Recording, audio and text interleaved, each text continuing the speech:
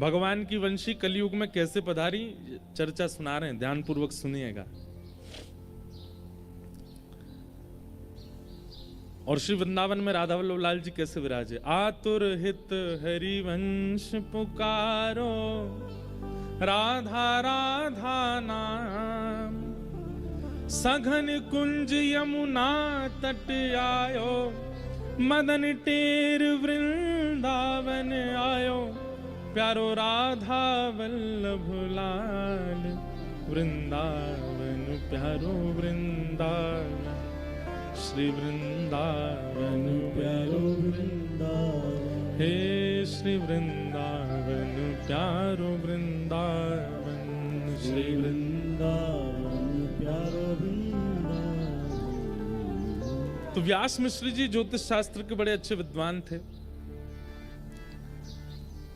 और एक बार एक राजा, उसने आपको बुलाया किसी कार्य से, तो आपने जाकर के उसका ऐसा भविष्य कथन किया। आपने कहा कि इस युद्ध में आप जाएंगे तो आपको विजय मिलेगी, वहां मत जाइएगा, वहां नहीं तो आपकी पराजय हो जाएगी, ऐसे लोगों को से आपको संबंध रखना है, ऐसे से नहीं रखना। ज्योतिष शास्त्र के अच्छे विद्वान थे, सब बता दिया उन्होंने। और उस राजा ने वैसा वैसा किया तो उसको लाभ हुआ, तो उसने व्यास मिश्र जी को अपना गुरु रूप में स्वीकार कर लिया।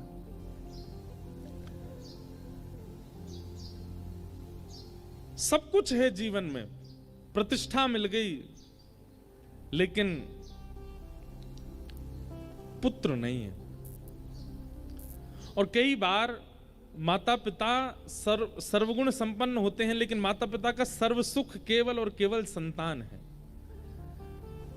पहले तो इच्छा होती है ब्याह हो जाए, और ब्याह होने के बाद में बस एक ही इच्छा रह जाती है दोनों माता पिता की कि एक श्रेष्ठ संतान की प्राप्ति हो जाए। व्यास मिश्र जी और तारा माता दोनों कहीं ना कहीं थोड़े से विचलित रहते थे कि कोई संतान नहीं है।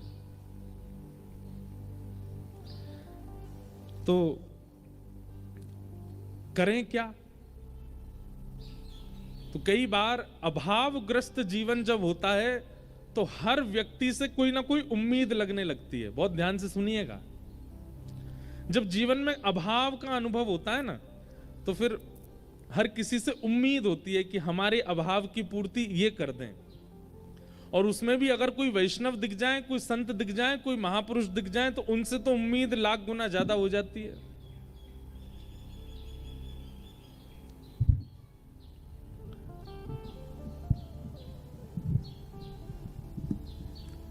अभाव में उम्मीद उठती है, और संतों के प्रति तो बहुत ज्यादा। एक बार महाराज जी एक नदी के तट पर, एक प्रसिद्ध एक उदाहरण है, हमने बहुत पहले कथा में कहा था, आज याद आया। एक बार एक नदी के तट पर एक संत रहते थे, कुटिया बना के रहते थे, किसी से मिलते नहीं थे, अपनी साधना करते थे। तो एक व्यक्ति महाराज जी के पास नहीं आया था, उनकी कुटिया पे नहीं आया था, लेकिन वो अपने जीवन से इतना परेशान, थका हुआ, हारा हुआ नदी के तट पर रो रहा था। सोच रहा था प्राणों की बाजी लगा करके अपने प्राणों का त्याग कर दूं। तो उसके रुदन को जब महापुरुष ने भीतर कुटिया में सुना, तो उनको लगा ये कौन रो रहा है। आते जाते नहीं थे बाहर, लेकिन एक व्यक्ति को रोता देख वो महापुरुष बाहर आ गए। और बाहर आकर के उन्होंने देखा कि एक व्यक्ति रो रहा है और प्राण त्यागने की पूरी स्थिति बन चुकी है उसकी, नदी में डूब करके प्राण त्यागेगा। महाराज जी उसके पास दौड़े दौड़े गए, जाकर के बोले, हे भैया तुम रो क्यों रहे हो, क्या बात है? तो उसने बताया, बोले मेरे साथ ऐसा हो गया, मेरी पत्नी मुझे छोड़ के चली गई, मेरे बच्चों को भी अपने साथ लेके चली गई, भाइयों ने घर से निकाल दिया, मेरी कोई देखता नहीं, मेरे पे इतना कर्जा हो गया, दुकानदार सब लोग और पूरे गांव के लोग मुझे मारने को घूम रहे हैं, अब मेरे पास और कोई चारा नहीं है, मैं क्या करूं? मैं किसी और जगह जा भी तो नहीं सकता, मुझ पे इतना धन नहीं कि मैं पलायन करके किसी और गांव में चला जाऊं। अब मेरे पे एक ही तरीका है कि मैं प्राण त्याग दूं। और वो संत जो थे, उन्होंने इतने दुख कभी सुने ही नहीं थे। वो तो इतने, अरे राम राम राम, ये सब हो रहा है तुम्हारे साथ? बोले हाँ। एक बात तो होती है कि जब सन्यास ग्रहण कर लेते हैं ना संत महापुरुष, उनको गृहस्थियों के दुख तो पता नहीं होते, और गृहस्थी इतने चतुर अपने दुख जा जा के बताते हैं उनको, हमारे साथ ऐसा चल रहा है, हमारे घर में ऐसा चल रहा है, हमारे जीवन में ऐसा चल रहा है। और बेचारे संत क्या करें, उन्होंने तो दुख देखा नहीं, तो वो कहते हैं सब ठीक हो जाएगा, हे ठाकुर जी इस पर कृपा करो, हे त्र्यंबकेश्वर भगवान इस पर, ये लो पुष्प ले जाओ, तुम घर में ये करो। वो बेचारे कुछ ना कुछ आशीर्वाद देते हैं। रोता हुआ देखा उसको व्यक्ति को, तो महाराज जी बोले भाई तुम बिल्कुल चिंता मत करो, तुम्हारा रोना मुझसे देखा नहीं जा रहा, तुम इतने कष्ट में हो, इतनी पीड़ा में हो, मुझे लगता है संसार में इतनी पीड़ा और किसी को नहीं होगी जितनी तुमको है। बोले वाले महात्मा बेचारे, तो उन्होंने क्या किया, अपनी जटा में से एक बाल तोड़ लिया, वो तोड़ के निकाल के उसको दिया, बोले ये लो रखो।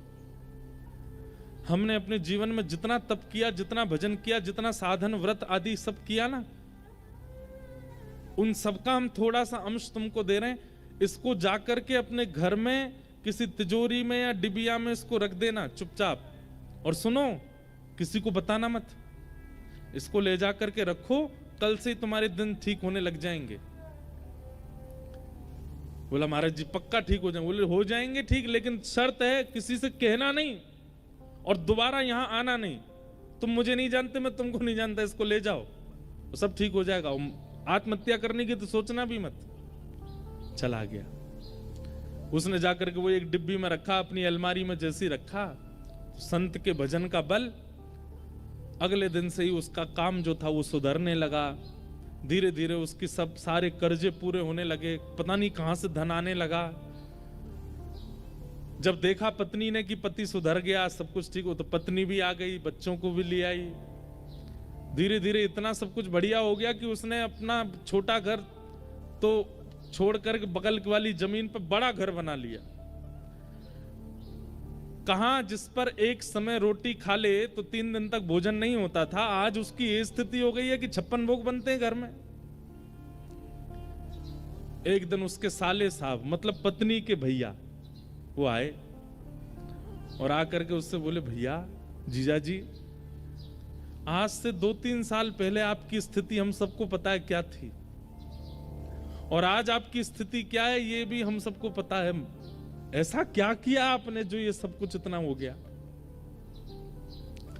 जीजा जी अदा में बैठे थे, हंस रहे थे। अरे अब क्या बताऊं तुमको, वो नदी है ना हमारे गांव में, बोले हाँ, वहां पे एक कुटिया है, उसमें एक महात्मा रहते हैं, उन्होंने अपने अंग का बाल तोड़ करके मुझको दे दिया और वही मैंने अपनी तिजोरी में रख लिया, उसी से सब कृपा हो रही है।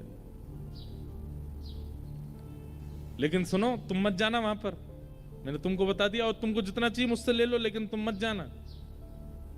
लेकिन किसी व्यक्ति को पता चल जाए कि भाई बिना कुछ किए, बिना जॉब किए, परिश्रम किए, किसी के बाल रखने मात्र से काम बनना है, कौन नहीं जाएगा। और आजकल के लोग तो ऐसे पे ही विश्वास करते हैं। और वो जो साला था वो पहुंच गया महाराज जी कुटिया पर रात में, और बाहर जाकर के पीट पीट के रोने लगा कुटिया कोई।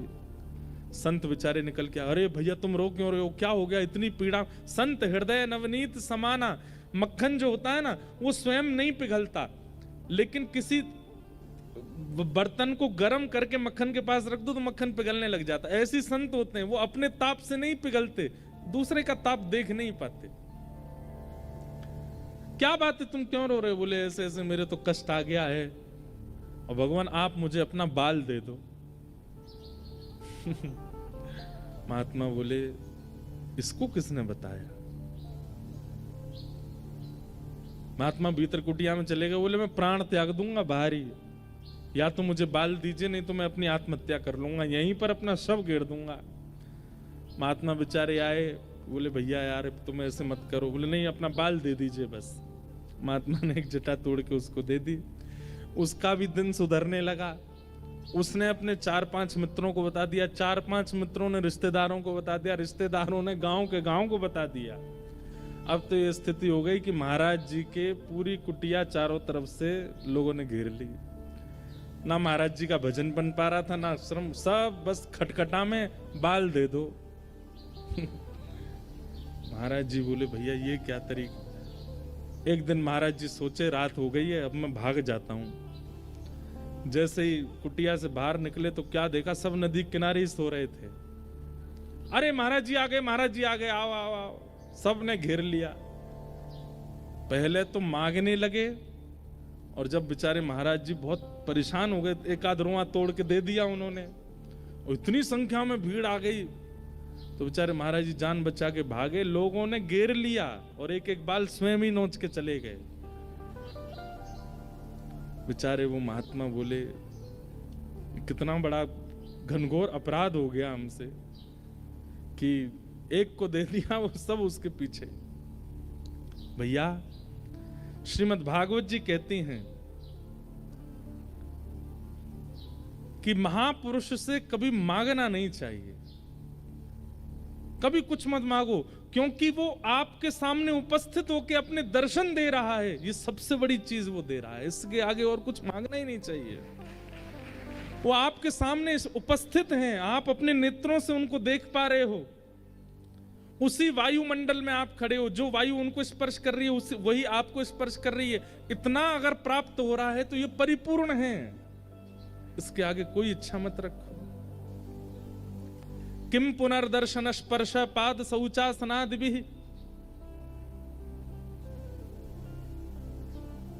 अगर स्पर्श को मिल जाए, जैसे महाराज जी का तो नियम है, लेकिन कई महापुरुषों को अगर स्पर्श करने को मिल जाए, उनके चरण छूने को मिल जाए और उनकी वाणी सुनने को मिल जाए, तो बोले ये तो ये समझो माला माल कर दिया उन्होंने।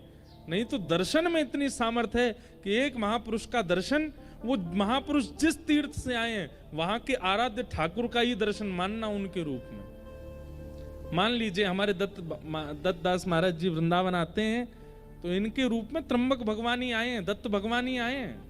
और हमारे वृंदावन के कोई महापुरुष यदि दत्त धाम आ जाएं तो यही सोचना चाहिए साक्षात राधारमन लाल ही पधारे हैं, श्री राधा वल्लभ लाल जी इनके रूप में पधारे हैं। हमको मत मान लेना उस रूप में, हम तो भैया बालक हैं। कोई महापुरुष आवे तो जब अभावग्रस्त जीवन होता है ना, तो सबसे उम्मीद होती है कि हमें कुछ मिले। व्यास मिश्र जी ने सब कुछ देखा जीवन में, लेकिन संतान नहीं थी। तो व्यास मिश्र जी के ही बड़े भैया थे नृसिंह आश्रम जी, वे सन्यास ग्रहण कर चुके थे और सन्यास आश्रम में रहते थे। एक दिन उनका आगमन देववन में हुआ तो व्यास मिश्र जी प्रणाम करने के लिए गए, तो अपने छोटे भाई को, पूर्व आश्रम के छोटे भाई को देख करके नृसिंह आश्रम जी बोले, कहो व्यास जी कैसे हो? ठीक है भैया, आपकी सब कृपा है। बोले तुम्हारे मुखमंडल से ऐसा लगता है कि तुम बहुत चिंता में हो, क्या बात है, बहुत पीड़ा में लग रहे हो? तो व्यास मिश्र जी बोले, पीड़ा तो कुछ नहीं है, बस संतान नहीं है। तो नृसिंह आश्रम जी बोले, भैया ये तो प्रारब्ध है, भाग्य में होगा तो मिलेगा, तुम्हारे भाग्य में नहीं होगा तो फिर तुम दोनों पति पत्नी मिलके भजन करो ठाकुर जी का। भाग्य पर विश्वास रखो, होगा तो मिलेगा, नहीं तो कोई बात नहीं। तो ये बात सुनकर के व्यास मिश्र जी के बगल में बैठी हुई उनकी पत्नी तारा जी, मतलब हरिवंश महाप्रभु की माता जी, वो बोल पड़ी। और क्या बोली? वैसे तो संकोच करती थी, ये हमारे जेठ जी हैं, भले ही सन्यास में हैं, लेकिन हैं तो बड़े भैया हमारे पति के, संकोच करती थी, लेकिन आज बोल पड़ी कि अगर भाग्य पर ही निर्भर रहना है तो आप जैसे महापुरुषों के दर्शन का लाभ क्या होगा? यदि जीवन में भाग्य ही सर्वोपरि होता है, भाग्य ही सर्वाधान होता है, तो आप जैसे महापुरुषों के दर्शन, प्रवचन और स्पर्श से हम लोगों को प्राप्त क्या होता है? यदि भाग्य पर ही निर्भर रहना है तो सत्संग करना छोड़ देते हैं, महापुरुषों का दर्शन छोड़ देते हैं, कथा वार्ताएं सुनना छोड़ देते हैं, भाग्य में जो है वो मिलेगा। ये बात नृसिंह आश्रम जी के हृदय को स्पर्श कर गई कि बात तो सही है कि अगर भाग्य से ही सब मिलना होगा तो संत दर्शन का प्रभाव क्या है, संत दर्शन का लाभ क्या है? नृसिंह आश्रम जी बोले, तुम चिंता मत करो, मैं कुछ प्रार्थना करता हूं ठाकुर जी से। और आप इतने दिव्य थे कि एकांत में वन में जाकर के आपने ठाकुर जी से प्रार्थना की, और जैसे ही नेत्र बंद करके ठाकुर जी से आराधन करने लगे तो और दिन तो ठाकुर जी का श्री विग्रह दिखाई देता था, और दिन तो ठाकुर जी के वैकुंठनाथ पति के दर्शन होते थे, पर आज ठाकुर जी की वंशी दिखने लगी। और तभी मानो जैसे ठाकुर जी ने आज्ञा की हो कि हमारे प्रेम रस के उत्थान के लिए हमारी वंशी ही अवतार ग्रहण करेगी, और वह अवतार आपके छोटे भाई व्यास मिश्र के यहां ही पुत्र रूप धारण करके आएंगे, आप आज्ञा कर दो। नृसिंह आश्रम जी लौट करके आए और आकर के व्यास मिश्र जी से कहा, आप चिंता मत करो, ठाकुर जी ने मुझे आश्वासन किया है कि आपके घर भगवत भक्ति का प्रचार करने वाले एक बालक का जन्म होगा। अब बस प्रतीक्षा करो उस शुभ घड़ी की कि कब वह अनुग्रह होगा। और वह घड़ी आई कि तारा मैया के कुक्षी में एक बालक आ गए। अच्छा, अब इसका इतना सुंदर अनुभव बताते हैं व्यास जी के हमारे हरिराम श्री हितरवंश महाप्रभु जी की वाणी में कि तारा मैया अभी तक वृंदावन नहीं गई थी, आज तक उन्होंने वृंदावन नहीं देखा था।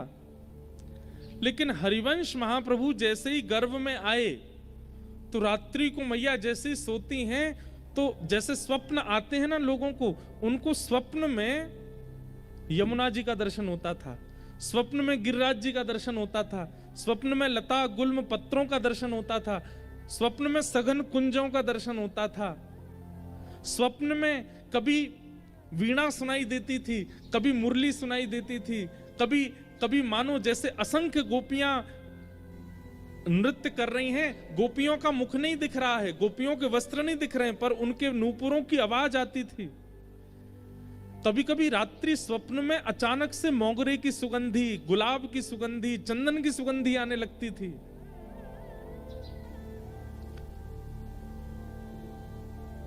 और इन सब स्वप्नों को देख करके वे जैसे उठ के बैठती थी तो उनके मुख से पहला शब्द निकलता था, श्री वृंदावन। व्यास मिश्र जी उठ के बैठ जाते, क्या हुआ देवी? बोले पता नहीं, सघन वन दिखाई देता है, कलकल करती नदी दिखाई देती है, वेणु की ध्वनि सुनाई देती है, चंदन की सुगंधी आती है, नूपुरों की ध्वनि सुनाई देती है। मतलब वृंदावन का जितना रूप है बिना वृंदावन गए उनको अनुभव होने लग जाता था। महाराज जी, वृंदावन अचल नहीं है, सचल है। अगर कृपा हुई ना तो इन 7 दिनों में यहां श्रवण करने वाले श्रोताओं को भी दत्त धाम में वृंदावन का अनुभव होने लग जाएगा। श्री गोदावरी जी में यमुना जी दिखने लग जाएंगी, यहां के आसपास के वन्य क्षेत्र में गिरिराज जी का दर्शन हो जाएगा, और ज्यादा नहीं कहूं तो श्री दत्त भगवान में हमारे बिहारी जी दिखने लग जाएंगे। अगर वृंदावन पूर्ण रूपेण आपके चित्त में वायु से, प्रकाश से, वाणी से प्रविष्ट हो गया तो आप जहां बैठे हो वहीं वृंदावन प्रकट होने लग जाएगा। वृंदावन अचल कोई स्थान नहीं है, सचल है वृंदावन।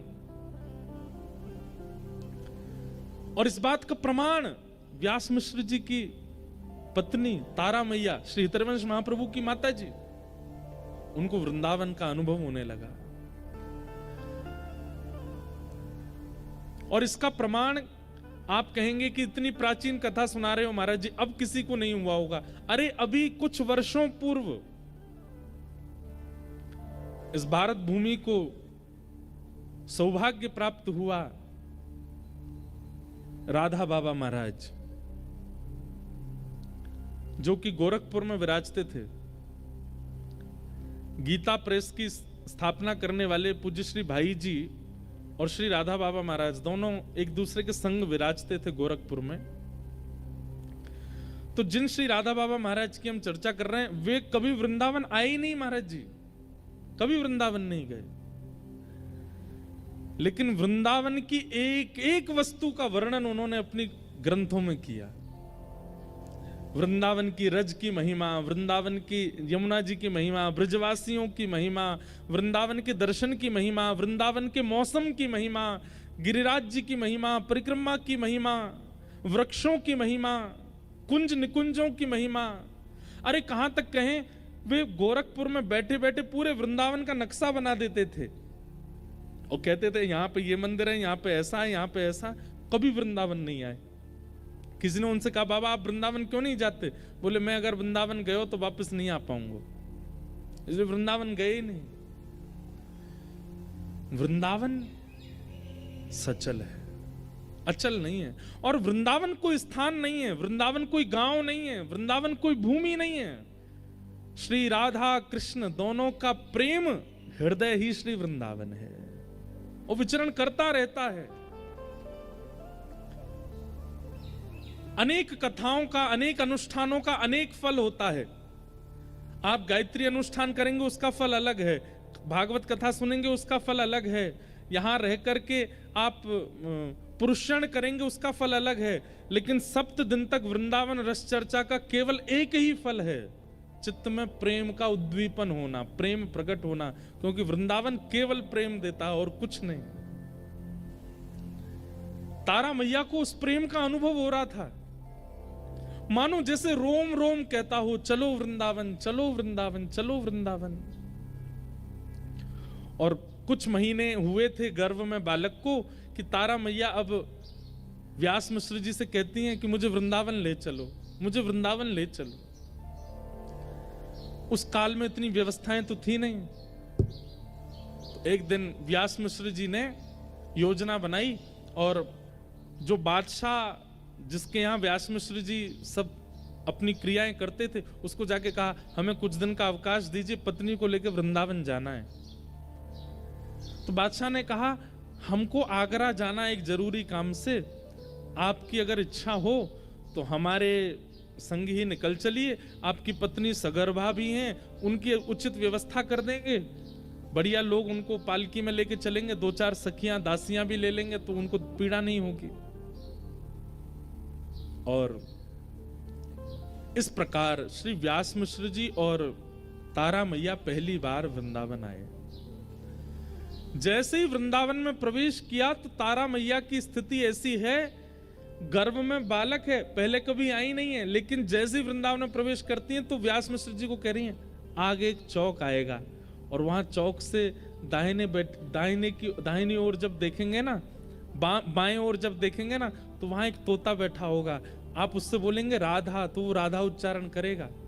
व्यास मिश्र जी भी आश्चर्य में, ये सब इनको पता कैसे है? क्योंकि गर्भ में जो बालक है वो साक्षात वृंदावन के प्रकट करता श्री हितरवंश महाप्रभु, वो वंशी के अवतार हैं, ठाकुर जी की वंशी ही आई है। वो जैसे जैसे पहले से बताने लग जाती हैं, यमुना जी का वर्ण कैसा है, यमुना जी की वायु कैसी है, यमुना जी की सुगंधी कैसी, पहले से ही बता देते हैं। वृंदावन में निवास किया, वृंदावन में, तब वृंदावन में मंदिर नहीं थे, तब वृंदावन में ज्यादा स्थान नहीं थे भ्रमण के, वृंदावन सघन वन हुआ करता था और उस सघन वन में बड़े बड़े संत महापुरुष ऋषि जन जाकर के केवल भजन करते थे, कुटिया बना करके, और उनकी भजन स्थली पर ही ठाकुर जी का कुछ ना कुछ अनुभव हो जाता था। कभी पीताम्बरी दिख जाती थी, कभी कोई नूपुर मिल जाता था, कभी कोई कंठ की माला मिल जाती थी, कभी मोरपिच्छ मिल जाता था, ऐसे अनुभव होते थे बस वृंदावन में, और कुछ नहीं है।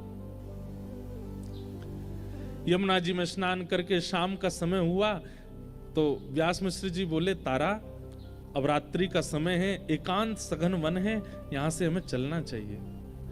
तो वृंदावन से चलने की बात सुनते ही रोने लग गए कि मैं इसको छोड़ के कैसे जाऊं, यहां तो मेरे प्राण बसते हैं। मानो तारा मैया के मुख से मां नहीं बोलती हैं, उनके गर्भ में बैठे हुए हरिवंश बोलते हैं। लेकिन व्यवस्थाएं वहां थी नहीं कुछ भी रात में रुकने की, तो निकलना पड़ा। मानो ठाकुर जी ने विचार किया कि अगर ये आगरा पहुंच गए, वैसे तो आगरा तक ब्रज की सीमा मानी जाती है, लेकिन फिर भी विचार किया कि ये ब्रज से बाहर ना जाएं, अब ब्रज आए तो ब्रज में ही इस बालक का जन्म हो। तो वृंदावन से थोड़ी दूरी पर मथुरा पार करने के बाद आगरा के मार्ग पर एक स्थान है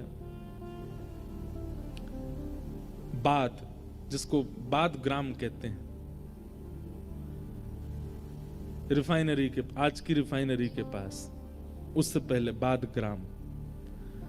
वहां पहुंचे तो इतनी प्रसव पीड़ा हुई कि तारा माँ ने कह दिया मैं आगे नहीं जा पाऊंगी, यहीं रुकी। और बाद ग्राम में ही रुक गए। वहीं ग्रामीण लोगों ने कहा कि आप बिल्कुल चिंता मत करो, यहीं रहिए, हम आपकी खूब सेवा करेंगे, खूब आनंद करेंगे, सब बढ़िया, आप हमको रस चर्चा सुनाते रहना। तो व्यास मिश्र जी थोड़ा प्रवचन सत्संग आदि करते थे, गांव के लोग सब वहां ध्यान रखते थे। और अंत के प्रसव काल के समय तारा माता जी और व्यास मिश्र जी बाद गांव में रहे। और फिर पावन तिथि आई वैशाख शुक्ल एकादशी, जो कि आज है। वैशाख शुक्ल एकादशी और वार था सोमवार। आज कौन सा वार है? सोमवार तो नहीं है, लेकिन बाकी तिथियां तो मिली गई। वैशाख शुक्ल एकादशी, और वैशाख शुक्ल एकादशी की पावन तिथि पर श्री ब्रजमंडल के बाद ग्राम में तारा मैया की कोख से श्री राधा वल्लभ लाल जी को वृंदावन में विराजमान करने वाले श्री हितरवंश महाप्रभु का प्रादुर्भाव। बोलो हितरवंश महाप्रभु की जय। महाप्रभु जी का जन्म हुआ। आहा, पूरे ब्रजमंडल में ऐसी आनंद की उमंग हो गई, मानो पता नहीं कैसे गांव के लोगों को इतना उत्साह होने लगा, सब उत्सव मनाने लगे। सबको ऐसा उत्सव जैसा होने लगा जैसे ठाकुर जी के प्रादुर्भाव पर उत्सव हुआ, वैसा उत्सव होने लगा।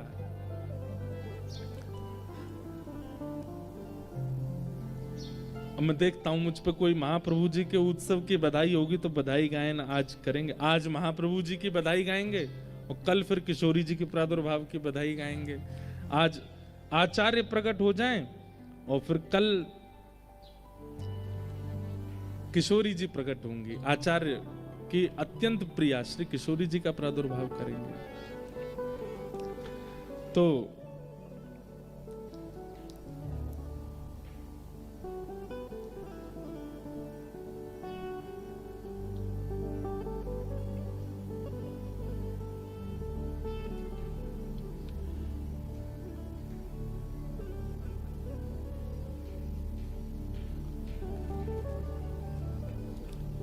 जीवो तारानंदन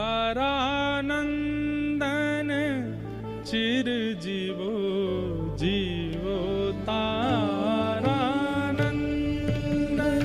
चिर जीवो, जीवो तारानंदन चिर जीवो, जीवो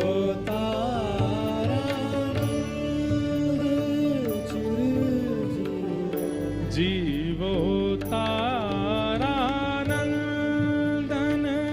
चिर जीवो, जीवो तारानंदन चिर जीवो।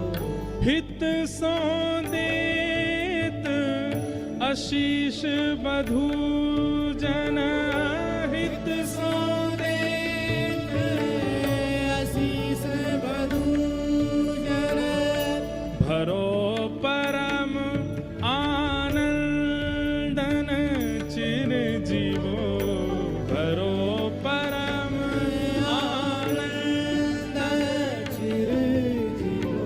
महाराज जी, ये संयोग नहीं है तो क्या है? सूर्य नारायण आ रहे हैं सीधे मंच पर और ऐसा प्रकाश दे रहे हैं। हमारी किशोरी जी जो है ना, ठाकुर जी चंद्रवंशी हैं और किशोरी जी सूर्यवंशी हैं। हमारी श्री लाडली जी का प्रादुर्भाव सूर्यवंश में हुआ है और लाडली जी को जिन्होंने सबसे ज्यादा भजा, उनका प्रादुर्भाव दिवस हम लोग मना रहे हैं आज दत्त धाम में। और जैसे ही पद पदावली का गायन हुआ है, सूर्य नारायण सीधे व्यास मंच पर आए हैं। मानो ये संयोग है। अब मैंने पहले ही कथा में कहा ना कि ठाकुर जी के संयोगों का अनुभव किया कीजिए। किशोरी जी जिनके वंश में प्रगटी हैं, सूर्य वंश में, ऐसी किशोरी जी को भजने वाले महाप्रभु जी का जब यहाँ बधाई गायन हो रहा है तो सूर्य नारायण मंच पर आ रहे हैं। बधाई हो, बधाई हो। ऐसी रूखी बधाई नहीं लेते हम, जोर की बोलो बधाई हो, बधाई हो, बधाई हो। अब तो रोज बधाई होगी, आज भी बधाई, कल भी बधाई, 7 दिन तक केवल बधाई होती रहेगी। जीवोता चिर जीवो जीवोता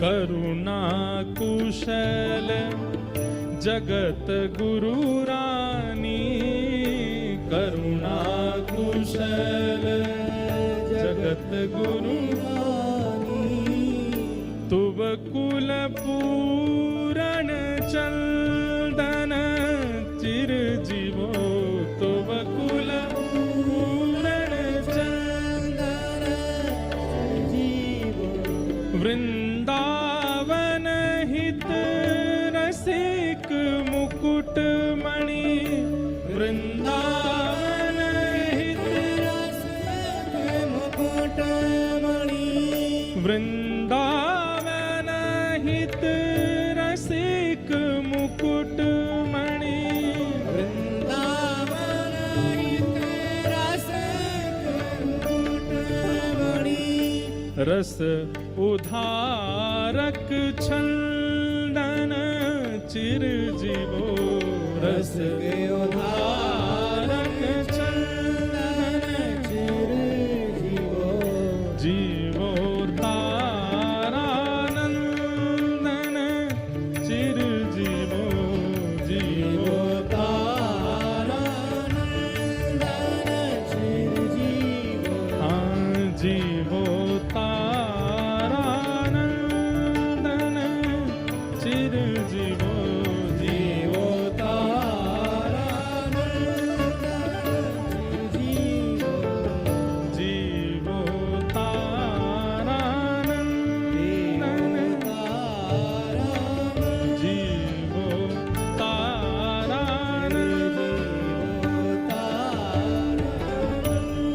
श्री तरवंश महाप्रभु। लो, यहाँ लाइट भी बंद हो गई तो हेलोजन का काम भी सूर्य नारायण ही कर रहे हैं। वाह, हमको आप लोग दिख ही नहीं रहे हो, केवल सूर्य ही दिख रहे हैं। मानो जैसे सूर्य ज्यों ज्यों नीचे आ रहे हैं किशोरी जी ही आ रही हैं। हमारी किशोरी जी का प्रादुर्भाव कल बताने वाली बात है, लेकिन आ रही है मुख पे तो क्यों रहूं पीछे।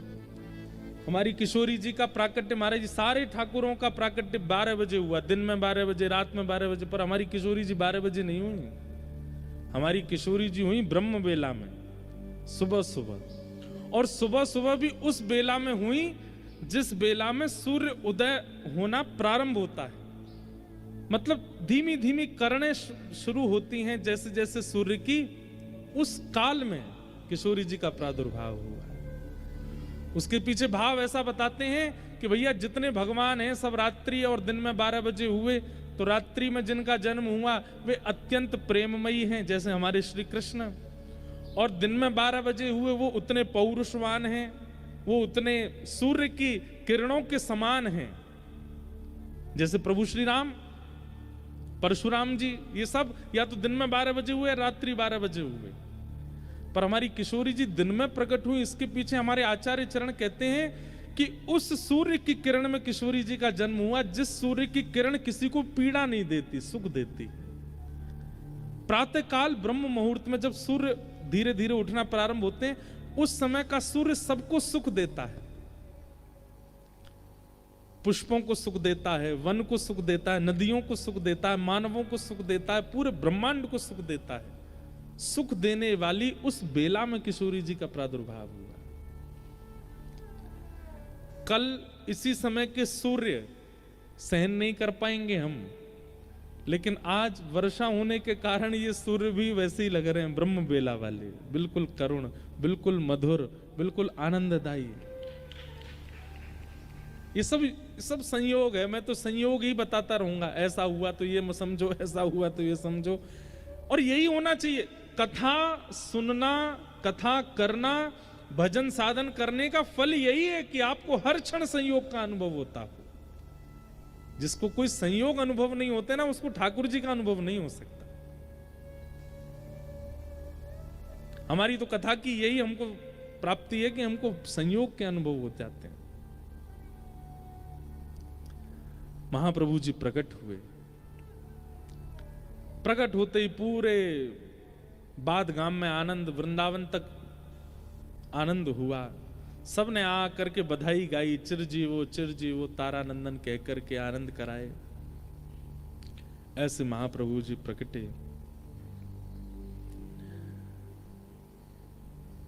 कुछ दिन बाद में रहने के बाद वापस देवबंद को प्रस्थान कर गए श्री तारा मैया और व्यास मिश्र जी।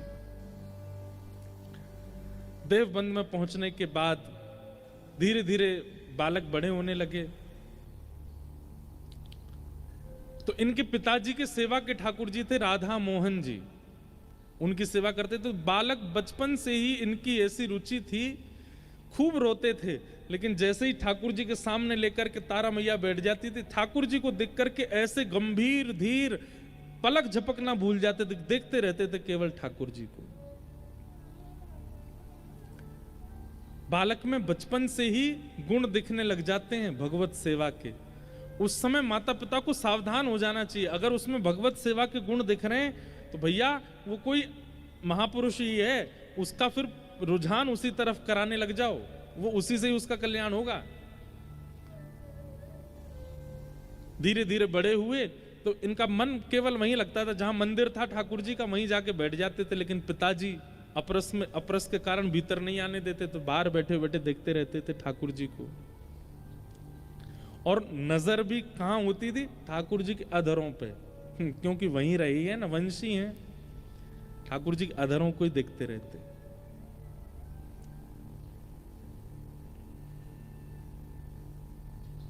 धीमे धीमे बड़े होने लगे। अपने पिताजी से कहते, पिताजी मुझे सेवा दो, अभी तुम छोटे हो, अभी तुम सेवा नहीं कर पाओगे, तुम देखा करो बाहर खड़े होकर के। लेकिन ये तो भैया अपने पिताजी को भी सिखा सकते हैं, इतनी सेवा आती है इनको पूर्व जन्म से ही। तो पिताजी सेवा नहीं करने देते थे तो आप क्या करते? बाहर आपके जो सखा मंडली थी, उन सखाओं में से एक गोरे सखा को ढूंढते और एक सांवले सखा को ढूंढते।